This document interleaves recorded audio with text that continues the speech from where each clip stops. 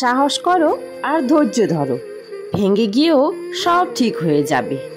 বিশ্বাস করো আর প্রার্থনা করো, এই সময় কেটেই যাবে।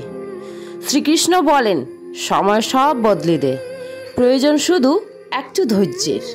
আজকে এমনই একটা লাভ ইয়ার লাইফ স্টোরি শোনাবো তোমাদের।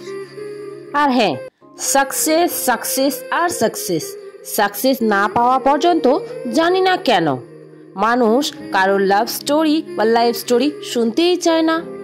যতই হোক সেটা ব্যথায় ভরা, বা যতই থাক সেখানে অনেক কিছু শেখার, তাই না?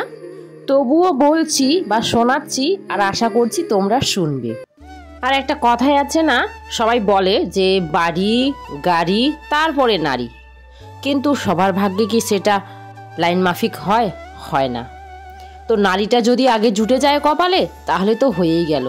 সংসার সামলাতে সামলাতে ওই যে একটু না, অনেকটাই ধৈর্য ধরতে হয়, তারপরে গিয়ে সব কিছু হয়।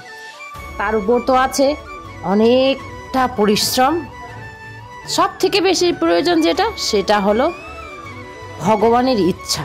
ভগবান যেটা চান সেটাই হবে, তাই না?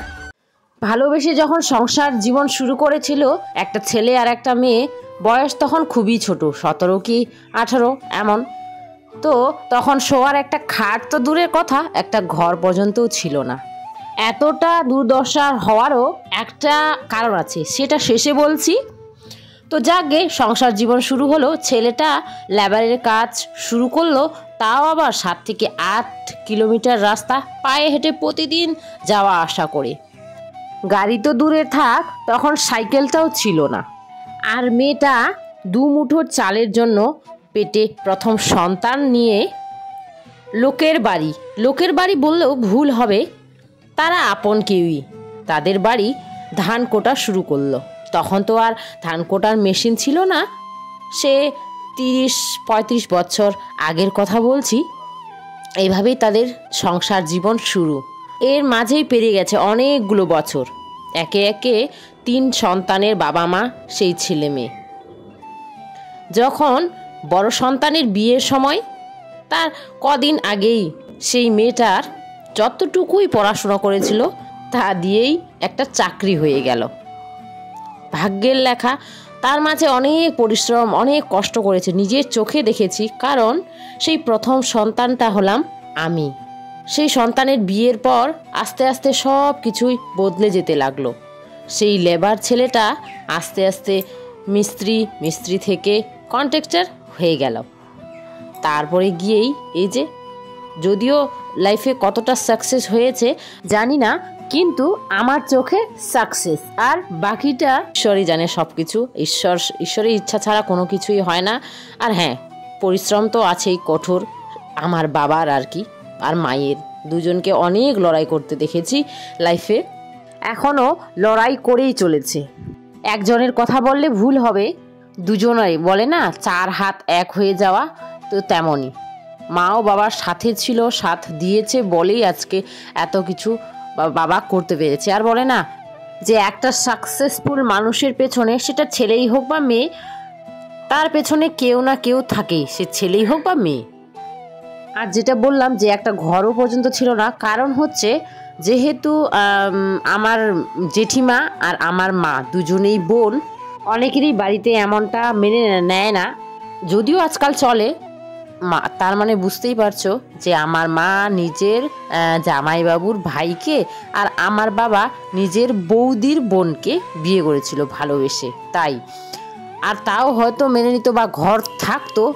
ঘর এই কারণেই নেই, কারণ হচ্ছে যেহেতু আমার জেঠু ঘর জামাই বাংলাদেশ থেকে আগত, আমার বাবা বা আমার জেঠু, তো তাই ভাগ্যে কপালে একটা ঘরও পর্যন্ত ছিল না। আমার দাদু, আমার নানা, যেটাই বলো আর কি, খুব তখন রেগে গিয়েছিলেন।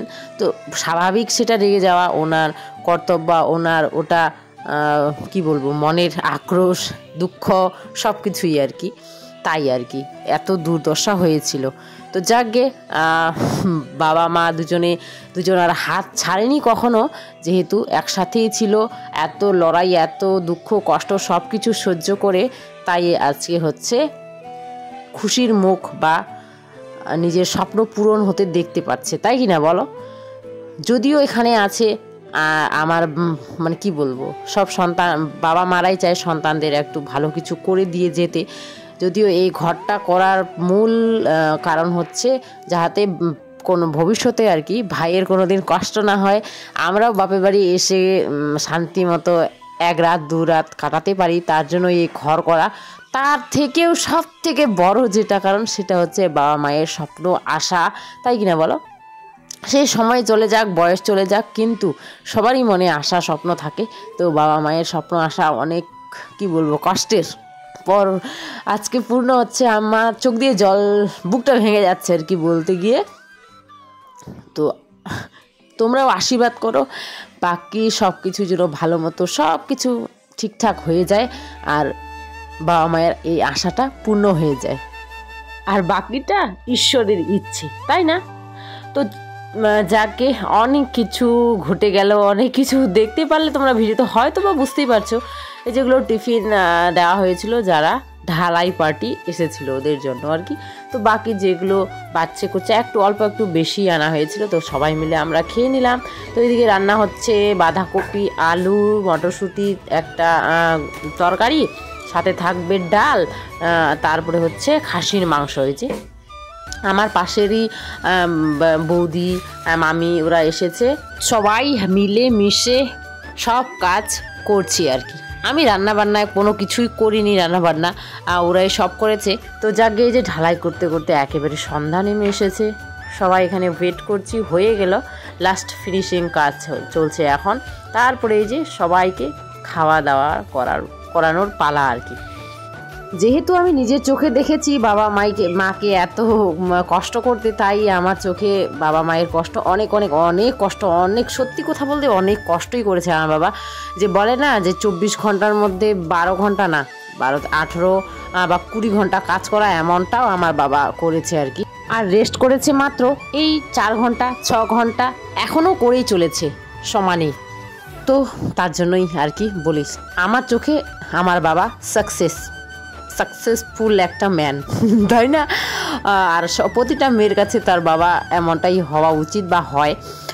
তো যাকে ব্লগটা আজকে এখানে এন্ড করছি বন্ধুরা, বাই বাই।